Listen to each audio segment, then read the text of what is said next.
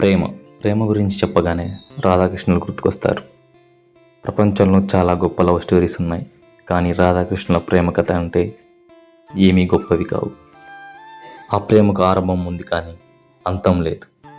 కృష్ణుడికి 8 మంది భార్యలు, కానీ ఎవరికి దక్కని అదృష్టం ఒక రాధకు దక్కింది.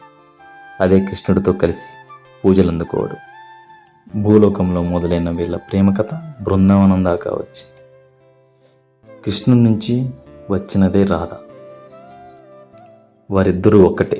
వివాహ బంధానికి మించిన బంధం రాధాకృష్ణులది.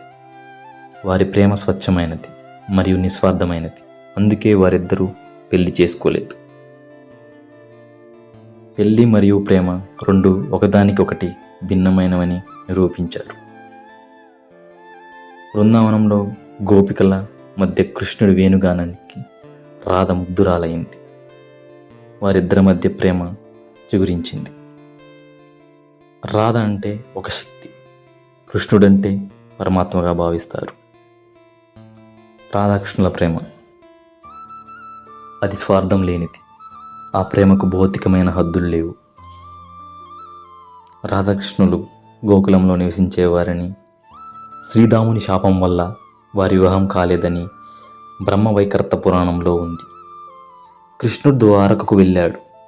తర్వాత కృష్ణుని వదిలి బృందావనంలోనే ఉండిపోయింది. చివరి రోజుల్లో రాధాకృష్ణుని చూడాలని ద్వారకకు వెళ్ళింది. అప్పుడు కృష్ణుడు రాధ కోరిక మేరకు చివరిసారిగా కలుసుకొని